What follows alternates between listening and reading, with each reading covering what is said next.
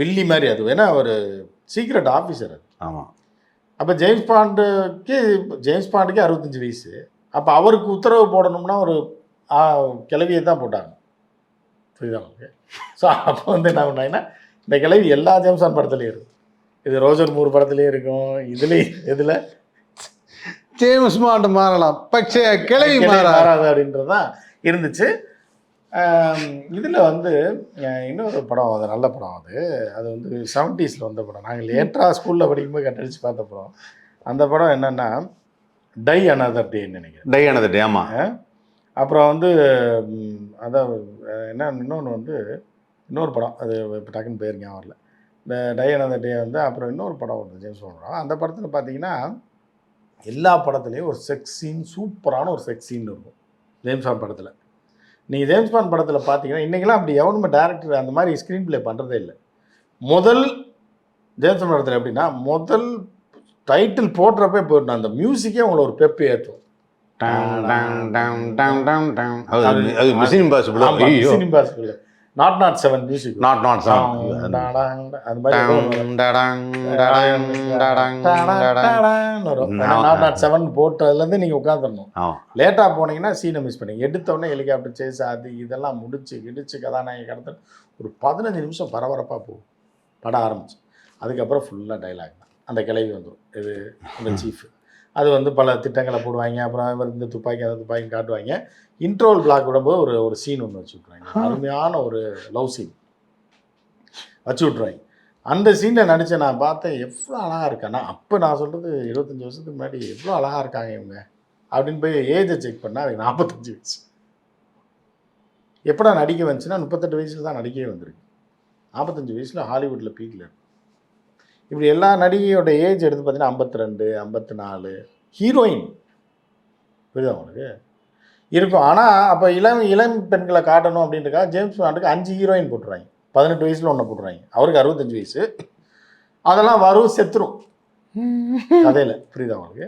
18 வயசு வர்றது செத்துரும், 22 வயசு வர்றதையும் சுட்டு கொண்டுருவாங்க. 28 வயசில் ஒன்று வரும், அதான் அந்த தாய் பார்ட்டிகள் மாதிரி, அதையும் போட்டு தள்ளிடுவாங்க. கடைசியில் மிஞ்சுறது இந்த ஹீரோயின், மெயின் ஹீரோயின் தான், 45 வயசு. அது ஜேம்ஸ் பாண்டை ஏமாற்றிட்டு எஸ்கேப் ஆயிரும். அடுத்த படத்தில் பார்த்தா இத்தாலியில் வெளியில் வரும்.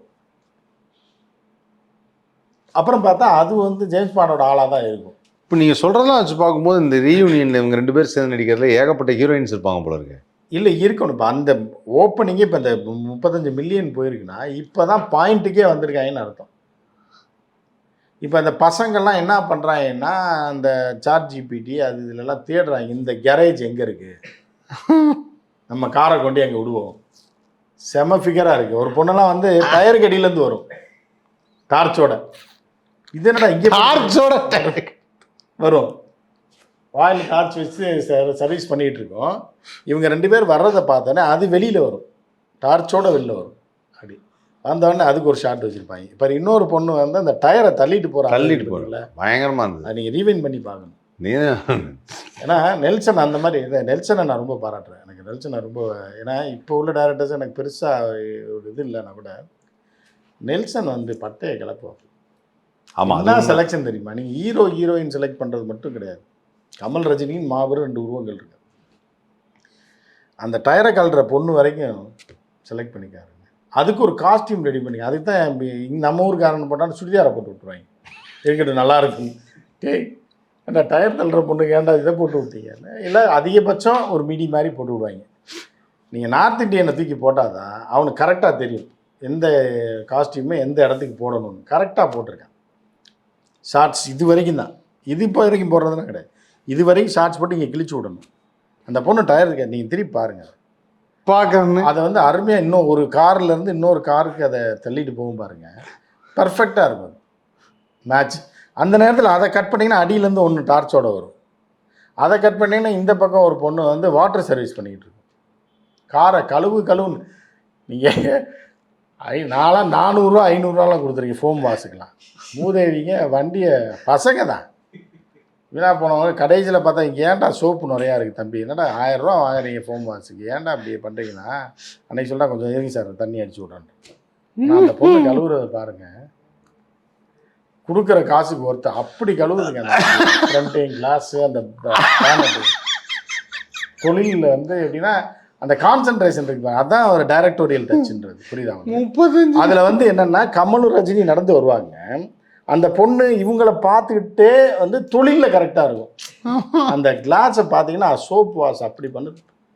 எந்த கடையிலையுமே எந்த கேரேஜ்லையுமே அப்படி கிடையாது. இதை பார்த்துட்டு பசங்களாம் இது எங்கே இருக்குது, நம்ம வண்டியனாலும் கொண்டு போய் வாஷ் பண்ணுவோம், ரிப்பேர் ஆகுதோ இல்லையா, நல்லா தான் இருக்கு வண்டி, புரியுதா அப்படின்ற அளவுக்கு அந்த ட்ரெய்லர் வந்து அப்படி இருக்கு.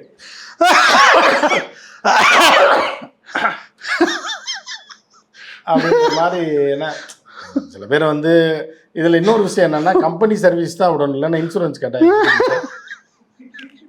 அது ஒரு விஷயம் இருக்கு, ஏற்றுக்க மாட்டேறாங்க கம்பெனியில். சார் வயரில் கை வச்சிட்டிங்கன்னா இது போயிடும்ன்றாங்க, இது இன்சூரன்ஸ் போயிடும்ன்றாங்க. நான் ஒரு வண்டி வாங்கினேங்க, செட்டு வெளியே மாட்டக்கூடாதான், ஏன்னா வயரை வெட்டிட்டாங்கன்னா அந்த கான்ஃபிகரேஷன் மாறிடும், அப்புறம் அவங்க இது போயிடும்ன்றாங்க, இது வாரண்டி போயிடும், நீங்கள் எந்த கம்பெனியில் தான் விடணுன்றாங்க. அவர் இப்படிலாம் கரேஜ் வந்துச்சுன்னா கம்பெனி காலி ஆயிரும்ல. எவன் போய் காலி, வாரண்டி போனாலும் பரவாயில்ல, புரியுது, அவர் காத்தடிக்கிறது கூட அங்கே தான் போவாங்க, கொஞ்சம் 4 இதில் காத்தடிங்க மேடம் அப்படின்னானே. அப்படி ஒரு இதை செட் பண்ணியிருக்காரு, அருமையாக செட் பண்ணியிருக்காரு. ஆனால் அந்த கான்செப்ட் இது வரைக்கும் யாரும் யோசிக்கவே இல்லைண்ணே, பயங்கர ப்ரீமியம் கேரேஜ் ஆகிடும். ஆமாம், இல்லை அதை யோசிச்சிருக்காரு பாருங்க நெல்சன், பின்னி எடுத்திருக்காரு. அது அனிருத் வேற கூட சேர்ந்தா, அனிருத் ஒரு நாளைக்கு 3 டைம்னாலும் வண்டியை கொட்டி விட்டுருவாப்புல கேரேஜ். காலையில் ஆஃபீஸ் போகும்போது ஒரு டைம் வண்டியை ரெடி பண்ணிக்கணுமா, லஞ்சுக்கு வரும்போது விட்டுட்டு போகிறேன், சாப்பிட்டு வரும்போது வந்து வண்டி எடுத்துக்கிறேன், நைட்டு வந்து சரி நான் படுக்க போகிறேன் நீங்கள் வண்டியை பார்த்துக்குங்க அப்படின்னு சொல்லி 3 டைம் கேரேஜில் விடுவாப்புல. ஸோ அந்த மாதிரி ஒரு டீம் சேர்ந்து தான் அதை பண்ணியிருக்கு. கமலுக்கு வந்து கமலையும் ரஜினியும் வந்து புதிய ரூபத்தில் ஒரு ஹாலிவுட் ரேஞ்சில் கொண்டு போய் வச்சுருக்கேன். ஆமாம், இவங்களோட செலெக்ஷனே தெரியுது, அந்த காரு, அந்த கேரேஜு, அதில் உள்ள பிள்ளைங்க ரொம்ப டீப்பாக.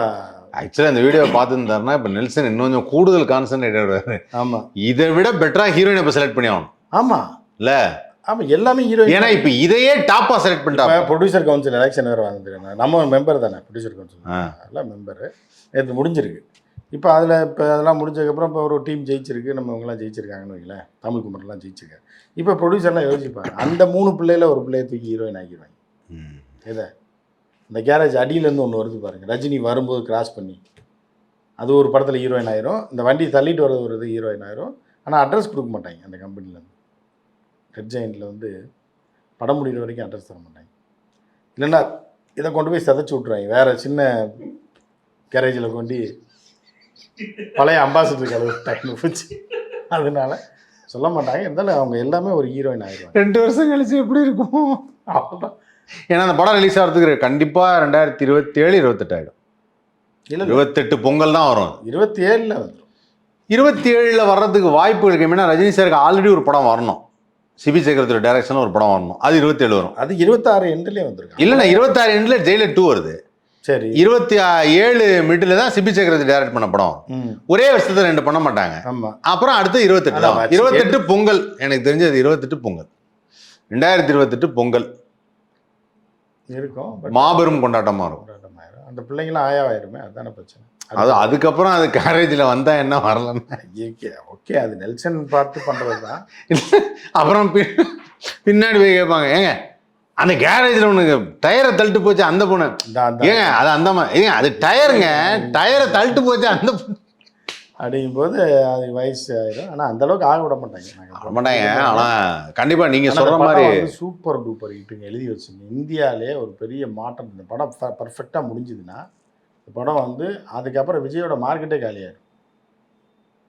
விஜய் தான் படம் நடிக்கலையே, போக மாட்டாங்கன்ற, எல்லாரும் இந்த பக்கம் ஓடி வந்துடுவாங்கன்ற. கமல் ரஜினி திருப்பி கமல் போய் கோயம்புத்தூரில் நின்னாருன்னா 25,000 ஓட்டு லீடிங்கில் ஜெயிப்பார். வானதி சீனிவாசன் எதிர்த்து நின்னாருன்னா இந்த படம் வந்துருச்சுன்னா, புரியுதா அவனுக்கு? இந்த படம் வராததுனால தானே ஒரு சோக படத்தை எதையோ ரிலீஸ் பண்ணிட்டு தான் போய் அங்கே நின்னார், இன்னும் 1000 ஓட்டில் ஏதோ தோற்று போயிட்டார். இந்த படம் ரிலீஸ் ஆகி 2028 எம்பி எலெக்ஷன் வருது பாருங்கள், அப்போ போய் நின்னாருன்னா கிட்டத்தட்ட 1.5 லட்சம் ஓட்டு லீடிங்கில் ஜெயிப்பார். கரெக்டாக 2028 எம்பி எலெக்ஷனில். ஆமாம், 24 29 அது அந்த எஃபெக்ட் இருக்கும், அந்த படத்தோட எஃபெக்ட் இருக்கும். அந்த எஃபெக்டில் நின்னாருன்னா எப்படி 1.5 லட்சம், அதே கோயம்புத்தூரில் எம்பி எலெக்ஷனில் நின்னாருன்னா 1.5 லட்சம் ஓட்டு லீடிங் வச்சுருப்பார். அப்போ தான் கமல் யாருன்னு உங்களுக்கு தெரியும். புரியுதா? அப்போ படமே இல்லாத டயத்தில் போய் ரோட்டோட பிரச்சாரம் பண்ணி வானதிகிட்ட போய் தோத்துட்டார். அதே வானதி நிற்க வச்சு அதே தொகுதியில் அந்த அம்மா எம்எல்ஏக்கு தான் நிற்கும், எம்பி நிற்காது. அதே கோவை தொகுதியில் எம்பி யாரா இல்லையான்னு பாருங்க. 29 நிற்பார். நல்ல ஒரு பெரிய மாஸ் உருவாகும். பெரிய ஒரு இங்கிலீஷ் படம் ரேஞ்சுக்கு 2 பேருமே ஒரு பெரிய இது. சூப்பர்ண்ணே. ஆனால் இந்த லெவலுக்கு இந்த ப்ரோமோ யாருமே டீகோட் பண்ணிக்க மாட்டாங்க. நீங்கள் ஒரு ஆரிஜினல் எல்லாத்தையும் வரிசையாக சொல்லிட்டு இருந்தீங்க, எல்லாமே ஒத்துக்கிற மாதிரி இருந்தது. 2வது ஹாலிவுட்டுக்கு நிகரான ஒரு திரைப்படமாக இருக்கும்னு சொல்லிட்டீங்க. அந்த எக்ஸ்பெக்டேஷன் தான் இப்போ வரைக்கும் இருக்குது. ஸோ கண்டிப்பாக மியூசிக் நல்லா போட்டிருக்காப்புல, இதுக்கு சூப்பராக நல்லா போட்டிருக்காப்புல, ஒரு ஹாலிவுட் தரத்தில் இருக்குது. நெல்சன் வந்து நல்லா பண்ணியிருக்காப்புல. அந்த ஓப்பனிங்கே எப்படி அந்த கான்செப்டே நல்லா இருக்கு.